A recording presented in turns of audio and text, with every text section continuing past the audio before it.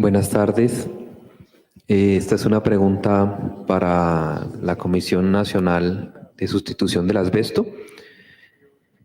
Respecto al punto de... hay dos puntos. El primero dice que sobre la actualización de la norma 007-2011 y le menciona así actualización. Y pues yo les comento que nosotros, por lo menos desde la Fundación Ana Cecilia Niño, no estamos de acuerdo. Esa no es la vía.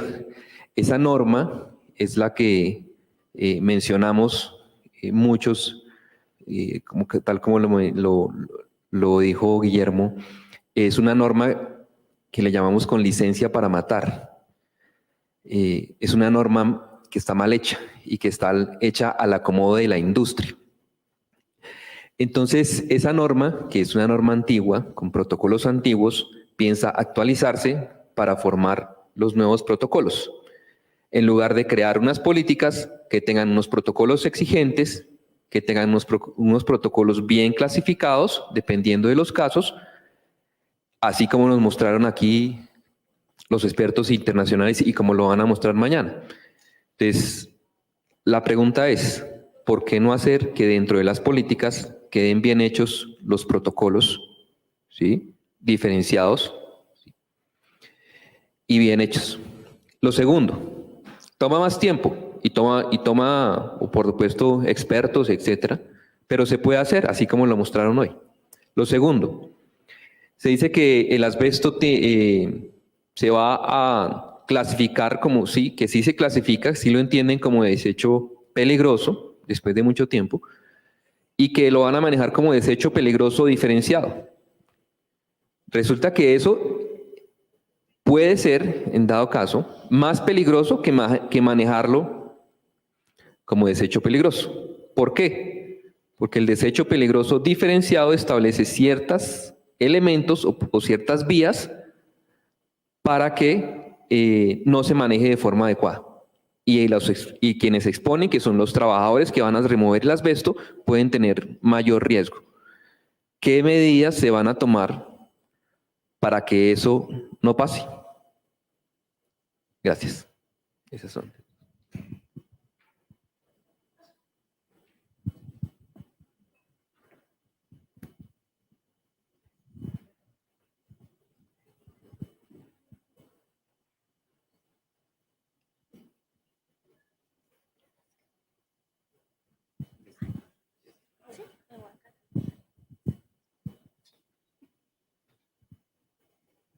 Bien, claro que sí. Aclaro inicialmente, pues yo he participado como funcionario en en las sesiones de la Comisión Nacional para la Sustitución del Asbesto como apoyo técnico. O sea, yo no soy uno de los delegados de mi entidad, del Ministerio de Ambiente. En este momento, pues no veo que no está ninguno de los delegados oficiales. Sin embargo, desde el conocimiento, pues y todo el trabajo que hemos venido haciendo, pues puedo responder de esta manera. En relación con la primera pregunta, la resolución 007, no soy abogado, pero por lo que nos han podido explicar, digamos, nuestros colegas de las oficinas asesoras jurídicas, no es factible hacer una derogación total de la resolución porque esta contiene algunos elementos que pueden o son ajustables o están ajustados a las directrices que da la ley 1968. Eso en primer lugar. En segundo lugar, no lo mencioné pues por la premura del tiempo, pero la idea es que, o más bien, una de las líneas de acción de la política que se va a construir es una revisión de todo el marco jurídico existente actualmente y que fue promulgado antes de la expedición de la ley, y obviamente esa revisión de ese marco jurídico incluirá ya sea derogación de normas que ya hayan quedado obsoletas con el nuevo marco que da la ley 1968 y el desarrollo de unas normas actualizadas para que estén acordes con esta ley. Adicionalmente, en relación con el tema, digamos, de protocolos, efectivamente también esa nueva política contemplará unas acciones específicas para el desarrollo de unos protocolos de tipo técnico especialmente para lo que es todo el, digamos, la gestión del material con asbesto y los residuos que se generen en todas las etapas del ciclo, digamos, que corresponderá a la identificación, desinstalación, manejos posterior a esa desinstalación hasta la disposición final del material.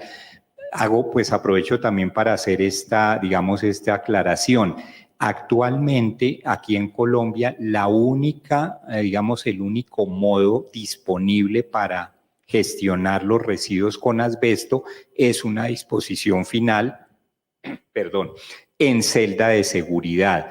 Al respecto, pues hay pocos sectores actualmente, primero, que estén autorizados para gestionar residuos con asbesto y segundo, también la capacidad de esas celdas de seguridad que existen actualmente, pues no sería suficiente para hacer la disposición de la cantidad de material con asbesto que hay instalado. Entonces, esa es otra de las líneas que van dentro del aumento de capacidad.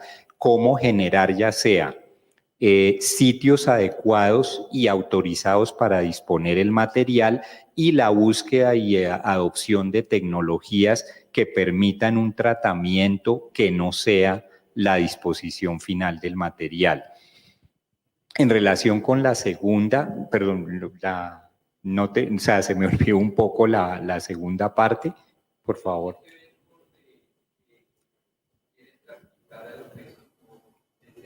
Ya. Sí, gracias.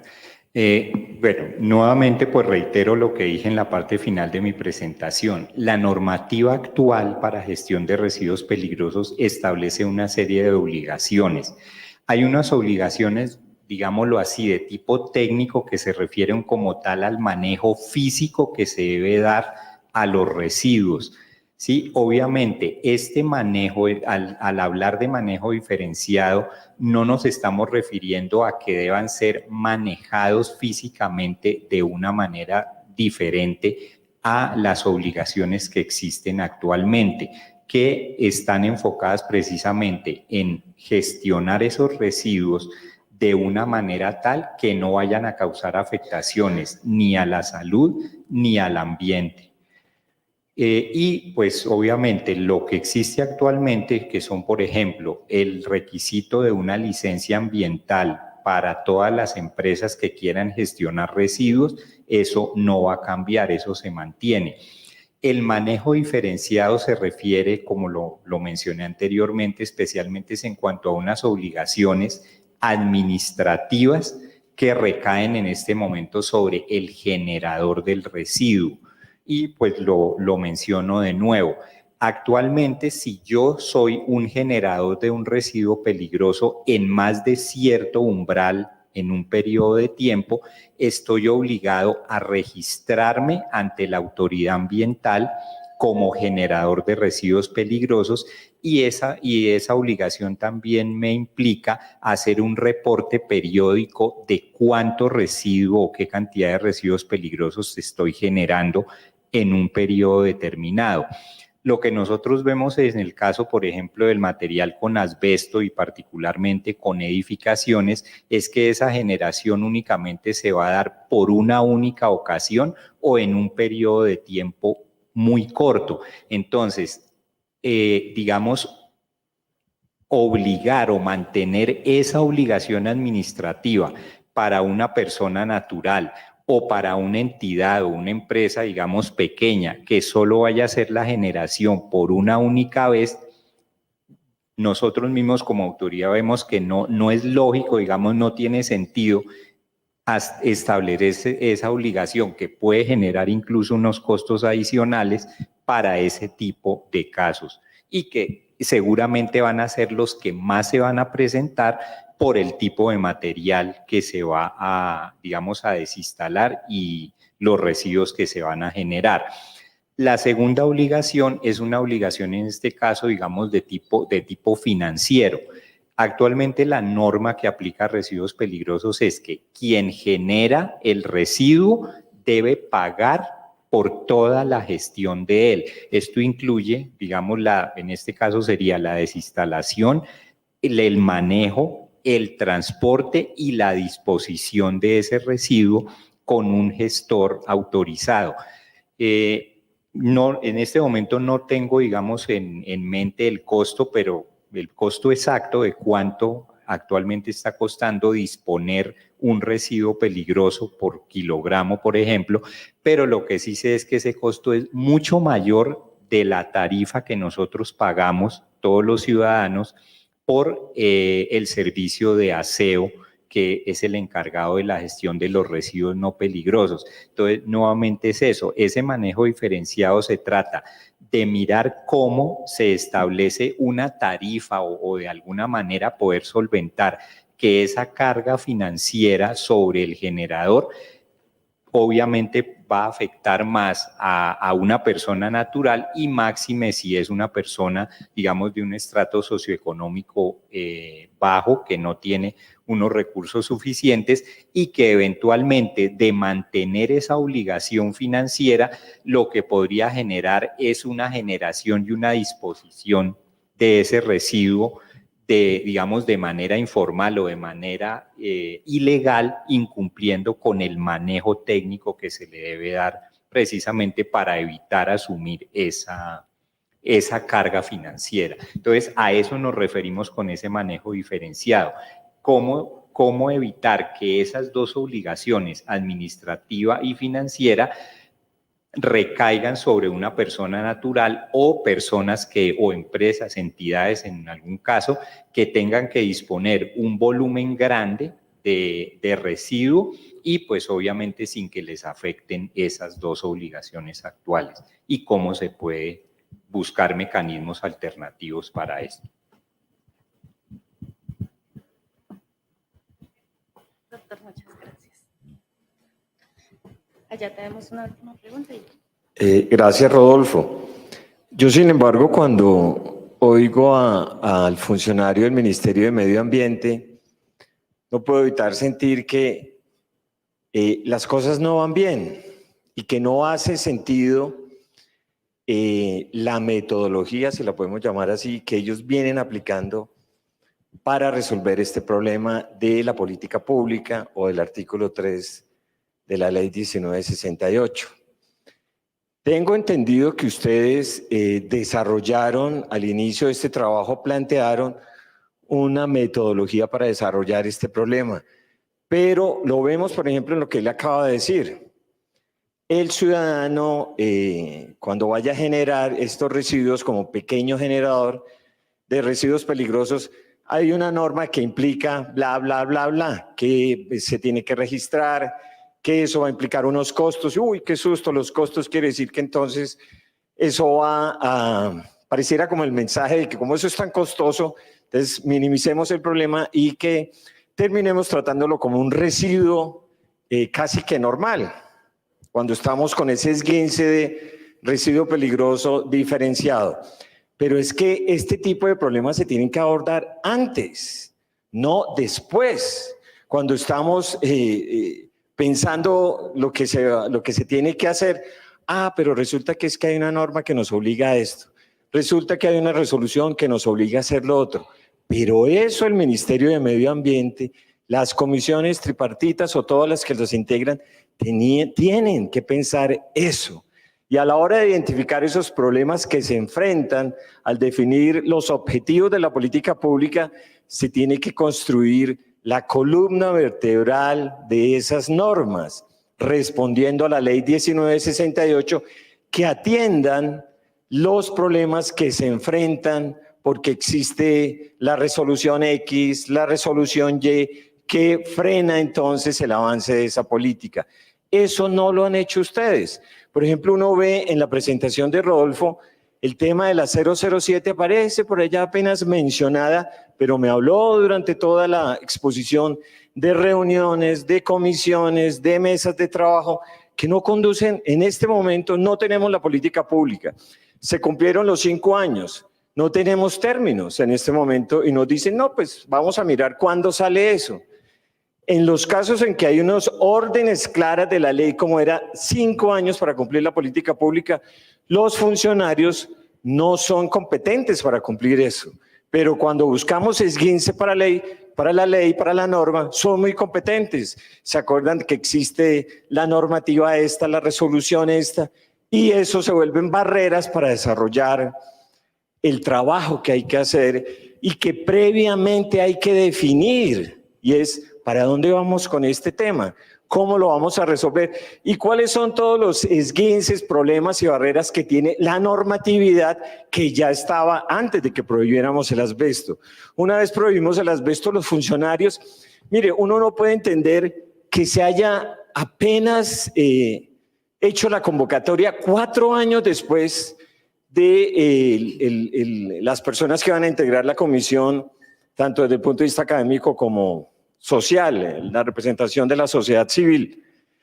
4 años le tomó a la comisión o al Ministerio de Medio Ambiente para hacer una convocatoria de, por ejemplo, el representante académico. 4 años, yo no puedo creer eso, para definir algo tan sencillo. Y resulta que abren la convocatoria cuando ustedes han hecho un trabajo de 4 años que no participaron estos 2 actores tan importantes que generaban un contrapeso clave para la discusión de todos estos temas. Y finalmente, por allá en enero de este año, se nombra al comisionado académico que llega a firmar o a cumplir un requisito después de que ustedes han desarrollado 4 años toda una serie de discusiones que no tuvieron en cuenta a estos 2 comisionados tan importantes. Entonces hay el conjunto pues de la sensación que me queda a mí cuando yo escucho a Rodolfo es, no se está haciendo el trabajo como se tiene que hacer. El leguleyismo aparece por todos lados. Es que estamos cumpliendo con esto, es que estamos cumpliendo con lo otro, pero no se está avanzando objetiva y claramente con la meta de tener esa política pública. Y una evidencia de esto es que 5 años después, no tenemos ese documento. Ahora, un tema muy importante, el COMPES. El COMPES está enfocado en política pública, asbesto instalado. Pero la política pública es integral. O sea, no solamente son los temas de asbesto instalado, es el tema de salud, es el tema de la vigilancia epidemiológica, es el tema de la mina. Y ese COMPES debería haber incluido todos estos asuntos para darle respuesta a un problema que tiene un carácter holístico, integral, porque aborda problemas de ingeniería, aborda problemas laborales, aborda problemas de salud pública, y eso no se tiene en cuenta ese COMPES. Y para ya para rematar y decir lo mismo, es porque no se tuvo en cuenta desde un comienzo a dónde tenemos que llegar para darle respuesta a la ley 1978. Se están desarrollando, aparecen elementos de respuesta que no son estructurales, sino coyunturales. Y eso nos lleva al sitio donde estamos. Estamos en un lugar donde no ha pasado nada realmente con la ley 1968. Gracias. Yo quisiera agregar algo a lo que acaba de anotar Guillermo. Y es que me parece, la ley estableció el plazo de 5 años para que se quedara formulada la política de sustitución del asbesto. Y se presentó en la presentación de Rodolfo como un gran logro el COMPES y el hecho de que en mayo del 2024 el Departamento Nacional de Planeación hubiera respondido en mayo del 2024, o sea, prácticamente cuando se cumple los 5 años, hubiera respondido que efectivamente ellos van a elaborar el COMPES porque es un tema prioritario, 5 años después, y lo que tenemos pues son unos lineamientos. ¿De verdad se necesitaban 5 años para que se hiciera ese reconocimiento cuando la misma ley había establecido desde el comienzo la importancia de la colaboración entre todos los ministerios? 5 años para poder reconocer que era una política que no podía formularse desde un solo ministerio y que seguramente el Departamento Nacional de Planeación tenía que hacer ese COMPES, no era posible hacer ese COMPES en el primer año. Creo que realmente esa es una pregunta porque me parece un poco irónico cuando eso se presenta como un gran logro del ministerio, y en ese sentido yo quisiera preguntar cuáles son los funcionarios, ya que Rodolfo nos ha dicho que él no forma parte de los funcionarios del Ministerio de Medio Ambiente que está involucrado en las comisiones, cuáles son los funcionarios que están en las comisiones y quién es el funcionario o el principal funcionario responsable de la toma de decisiones en el ministerio, que es el que está liderando las mesas. Quisiera también hacerle una pregunta al profesor Juan Pablo Ramos, que me pareció muy interesante. Siempre me ha gustado mucho este estudio que han hecho ustedes sobre Cibaté y los felicito. Creo que hay algo que a mí me despierta mucha curiosidad. No sé si de pronto no estoy haciendo como una lectura que de pronto no es muy acertada del hallazgo que hicieron sobre el asbesto con el cual se hicieron los rellenos, que era asbesto friable. Uno esperaría que fuera asbesto no friable, ¿cierto? Es como que hubieran cogido de pronto los materiales, los residuos de las tejas y que hubieran rellenado eso, pero es asbesto friable. ¿Hay alguna hipótesis con respecto a por qué razón es asbesto friable lo que se encontró en esos rellenos?